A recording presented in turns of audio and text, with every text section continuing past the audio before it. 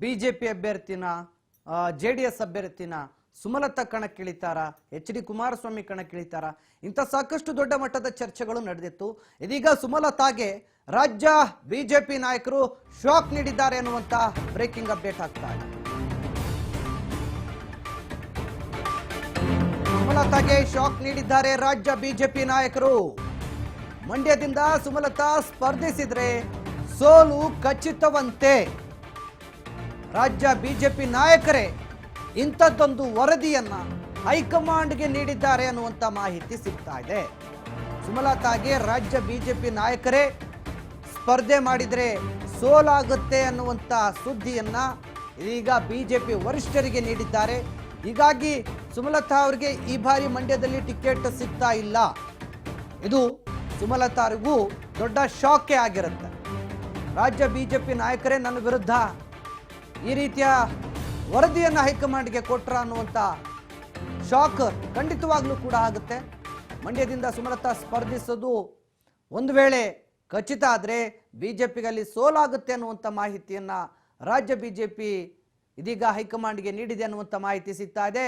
BJP ಹೈಕಮಾಂಡ್ಗೆ ಆಂತರಿಕ ವರದಿ ಸಲ್ಲಿಸಿದ್ದಂಥ ರಾಜ್ಯ ಬಿಜೆಪಿ ನಾಯಕರು ಇಂಥದ್ದೊಂದು ಮಾಹಿತಿಯನ್ನು ಇದೀಗ ಹೈಕಮಾಂಡ್ಗೆ ಹೇಳಿಕೊಂಡಿದ್ದಾರೆ.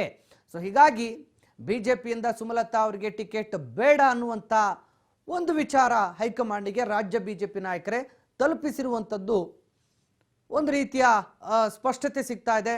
ಈ ಬಾರಿ ಒಂದು ವೇಳೆ ಬಿಜೆಪಿ ಟಿಕೆಟನ್ನು ಸುಮಲತಾ ಅವರಿಗೆ ಮಂಡ್ಯದಿಂದ ಕೊಟ್ಟರೆ ಸೋಲು ಕಟ್ಟಿಟ್ಟ ಬುತ್ತಿ, ಸೋಲುವ ಸಾಧ್ಯತೆಗಳು ಕೂಡ ಹೆಚ್ಚಾಗಿದೆ ಅನ್ನುವಂಥ ಮಾಹಿತಿಯನ್ನು ಈಗ ಹೈಕಮಾಂಡ್ಗೆ ನೀಡಿದ್ರಿಂದ ಎಲ್ಲೋ ಒಂದು ಕಡೆ ಈ ಬಾರಿ ಸುಮಲತಾ ಅವರ ರಾಜಕೀಯ ಭವಿಷ್ಯಕ್ಕೆ ದೊಡ್ಡ ಕುತ್ತು ಹೆದರಾಗಿದೆ ಅನ್ನುವಂಥ ಮಾಹಿತಿ ಸಿಗ್ತಾ ಇದೆ.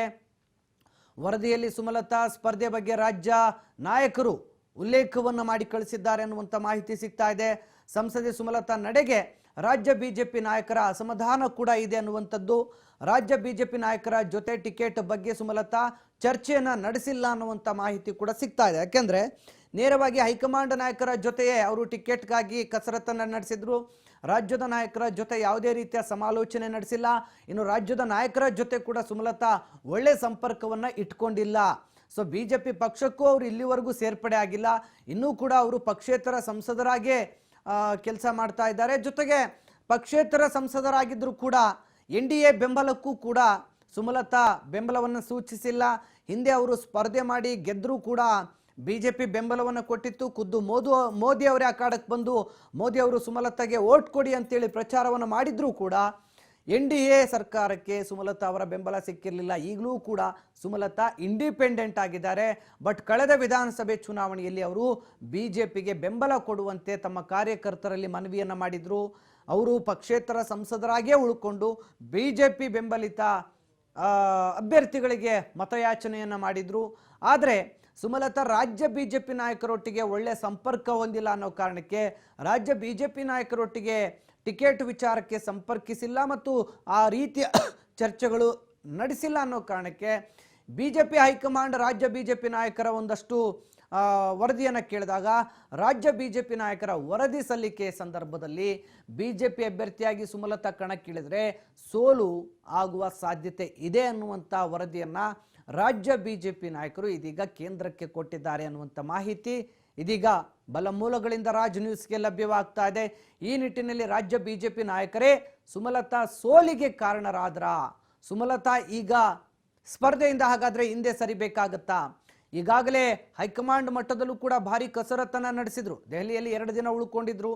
ಅಮಿತ್ ಶಾರನ್ನ ಭೇಟಿಯಾದರು, JP ನಡ್ಡಾ ಅವರನ್ನು ಭೇಟಿಯಾದರು, ಮಾತುಕತೆ ನಡೆಸಿದ್ರು. ಇಲ್ಲ ಟಿಕೆಟ್ ಬೇಕೇ ಬೇಕು ಅಂತೇಳಿ ಬಿಜೆಪಿ ವರಿಷ್ಠರಿಗೆ ತಿಳಿಸಿ ಬಂದಿದ್ದಾರೆ. ಆದರೆ ಬಿಜೆಪಿ ವರಿಷ್ಠರು ಇನ್ನೂ ಕೂಡ ಟಿಕೆಟ್ ಯಾವುದಕ್ಕೂ ಫೈನಲ್ ಆಗಿಲ್ಲ. JDSಗೆ ಕೊಡ್ತೀವೋ ಅಥವಾ ಬಿಜೆಪಿಗೆ ಅದು ಉಳಿಸ್ಕೊಳ್ತೀವೋ ಇಂಥ ಯಾವುದೇ ಫೈನಲ್ ಆಗಿಲ್ಲ. ಹೀಗಾಗಿ ನೀವು ಸ್ವಲ್ಪ ಸಮಾಧಾನವಾಗಿರಿ, ನಿಮ್ಮನ್ನು ನಾವು ಯಾವುದೇ ಕಾರಣಕ್ಕೂ ಕೂಡ ಕೈ ಬಿಡೋದಿಲ್ಲ, ಮೋದಿಯವರು ಕೂಡ ನಿಮ್ಮ ಮೇಲೆ ವಿಶ್ವಾಸ ಇಟ್ಟಿದ್ದಾರೆ ಅಂತ ಹೇಳಿದ್ದಾರೆ ಅಂತೇಳಿ ಸುಮಲತಾ ಅವರು ಕೂಡ ಬೆಂಗಳೂರಿಗೆ ಬಂದ ಬಳಿಕ ಏರ್ಪೋರ್ಟಲ್ಲಿ ಮಾತನಾಡುವಂಥ ಸಂದರ್ಭದಲ್ಲಿ ಈ ಬಗ್ಗೆ ಮಾಹಿತಿಯನ್ನು ಹಂಚಿಕೊಂಡ್ರು. ಆದರೆ ಇಲ್ಲಿವರೆಗೂ ಇನ್ನೂ ಸುಮಲತಾ ಅವರ ನಡೆ ನಿಗೂಢವಾಗಿದೆ. ಸುಮಲತಾಗೆ ಬಿಜೆಪಿ ಟಿಕೆಟ್ ಕೊಟ್ಟಿಲ್ಲ ಅಂತಂದರೆ ನಾನು ಬಿಜೆಪಿ ಜೊತೆ ಇರ್ತೀನಿ ಅಂತ ಕೂಡ ಸುಮಲತಾ ಅವರು ಹೇಳಿಲ್ಲ. ಅಥವಾ ಚಿಕ್ಕಬಳ್ಳಾಪುರಕ್ಕೆ ಹೋಗಿ ಅಂತ ಹೇಳ್ತಿದ್ದಾರೆ. ಚಿಕ್ಕಬಳ್ಳಾಪುರಕ್ಕೆ ಹೋಗಿ ಅಂತಂದರೆ ನಾನು ಚಿಕ್ಕಬಳ್ಳಾಪುರಕ್ಕೆ ಯಾಕೆ ಹೋಗಲಿ, ನನಗೆ ಬೇಡ, ನಾನು ಮಂಡ್ಯದಲ್ಲೇ ರಾಜಕೀಯವನ್ನು ಮಾಡ್ತೇನೆ, ಮಂಡ್ಯ ಜನ ನನ್ನ ಕೈ ಹಿಡಿದಿದ್ದಾರೆ, ಮಂಡ್ಯ ಜನ ಈ ಬಾರಿ ಕೂಡ ಕೈ ಹಿಡಿತಾರೆ ಅನ್ನೋ ವಿಶ್ವಾಸ ಇದೆ, ಹೀಗಾಗಿ ನಾನು ಸ್ಪರ್ಧೆ ಮಾಡಿದರೆ ಮಂಡ್ಯದಿಂದಲೇ ಸ್ಪರ್ಧೆ ಮಾಡ್ತೀನಿ, BJP ಟಿಕೆಟ್ ಕೊಟ್ಟರೆ BJP ಕಂಟೆಸ್ಟೆಂಟ್ ಆಗಿ ಕಣಕ್ಕಿಳಿತೀನಿ, ಒಂದು ವೇಳೆ BJP ಟಿಕೆಟ್ ಕೊಡದೆ ಹೋದರೆ ಕಾರ್ಯಕರ್ತರು ಏನು ಹೇಳ್ತಾರೋ ಅದನ್ನು ಕೇಳ್ತೀನಿ ಅಂತ ಸದ್ಯಕ್ಕೆ ಕಾರ್ಯಕರ್ತರ ಮೇಲೆ ಹಾಕಿ ಅಡ್ಡಗೋಡೆ ಮೇಲೆ ದೀಪ ಇಟ್ಟು ನಿಂತ್ಕೊಂಡಿದ್ದಾರೆ.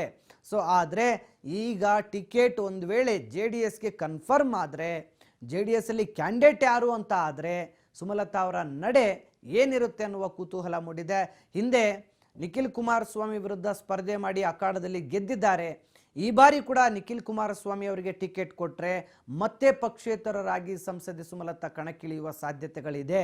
ಮತ್ತೆ ನಿಖಿಲ್ ಕುಮಾರಸ್ವಾಮಿ ವರ್ಸಸ್ ಸುಮಲತಾ ಅನ್ನುವಂಥ ವಾತಾವರಣ JDS ಮಂಡ್ಯ ಲೋಕಸಭಾ ಕ್ಷೇತ್ರದಲ್ಲಿ ಕಾಣುವಂಥದ್ದು ಬಹುತೇಕ ಒಂದು ರೀತಿ ಮೇಲ್ನೋಟಕ್ಕೆ ಇದು ಖಚಿತ ಅನ್ನುವಂತಹ ಲಕ್ಷಣಗಳು ಕಂಡು ಬರ್ತಾ ಇದೆ. ಇನ್ ಕೇಸ್ HD ಕುಮಾರಸ್ವಾಮಿ ಅವರಿಗೆ ಟಿಕೆಟ್ ಕೊಟ್ಟು HD ಕುಮಾರಸ್ವಾಮಿ ಅವರನ್ನು ಕಣದಲ್ಲಿ ಇಳಿಸಿದರೆ, ಮೊನ್ನೆ ಮಾತನಾಡಬೇಕಾದ್ರೂ ಕೂಡ ಈ ವಿಚಾರಗಳು ಕೂಡ ಚರ್ಚೆಗೆ ನಡೀತು. ಬಹಳ ದೊಡ್ಡ ಮಟ್ಟದಲ್ಲಿ HD ಕುಮಾರಸ್ವಾಮಿ ಅವರನ್ನು ಕಣಕ್ಕಿಳಿಸಬೇಕು ಅನ್ನುವಂಥ ತಯಾರಿಗಳು ನಡೀತಾ ಇದೆ ಅನ್ನುವಂಥದ್ದು ಕೂಡ ಇದೀಗ ಭಾರಿ ದೊಡ್ಡ ಮಟ್ಟದಲ್ಲಿ ಕೇಳಿ ಬಂತು. ಪುಟ್ಟಸ್ವಾಮಿ ಗೌಡ ಕೂಡ ಸಾಕಷ್ಟು ನಾಯಕರು ಕೂಡ ಈ ಬಗ್ಗೆ ಮಾತನಾಡಿದ್ದಾರೆ.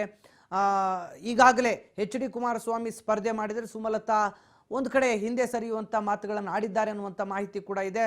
ಬಟ್ ಆದರೆ ಹಿಂದೆ ನಿಖಿಲ್ ಕುಮಾರಸ್ವಾಮಿ ವಿರುದ್ಧ ಕಣದಲ್ಲಿ ಇಳಿದಂಥ ಸುಮಲತಾ ಈ ಬಾರಿ HD ಕುಮಾರಸ್ವಾಮಿ ವಿರುದ್ಧ ಪಕ್ಷೇತರರಾಗಿ ಕಣದಲ್ಲಿ ಇದ್ದು ಮತ್ತೆ ದೊಡ್ಡಗೌಡರ ಕುಟುಂಬಕ್ಕೆ ಸವಾಲನ್ನು ಹಾಕ್ತಾರ ಅನ್ನುವಂಥ ಕುತೂಹಲ ಕೂಡ ಇದೆ.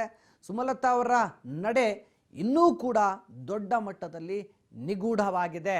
ಆದರೆ BJP ವರಿಷ್ಠರು ಸದ್ಯದ ಮಟ್ಟಿಗೆ BJPಗೆ ಆ ಕ್ಷೇತ್ರವನ್ನು ಉಳಿಸ್ಕೊಳ್ಬೇಕು ಅನ್ನುವಂಥ ಮನಸ್ಸನ್ನು ಹೊಂದಿಲ್ಲ.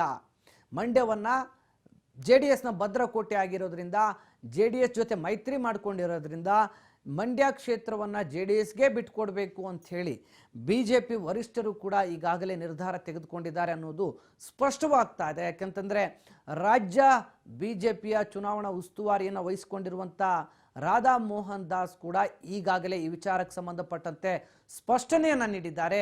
ಸೊ ಮಂಡ್ಯ, ಹಾಸನ, ಕೋಲಾರವನ್ನು ಈಗಾಗಲೇ ನಾವು JDSಗೆ ಬಿಟ್ಟುಕೊಡಬೇಕು ಅಂತ ನಿರ್ಧಾರ ತೆಗೆದುಕೊಂಡಿದ್ದೀವಿ ಅನ್ನುವಂಥ ಸ್ಪಷ್ಟತೆಯನ್ನು ನೀಡಿದ್ದಾರೆ.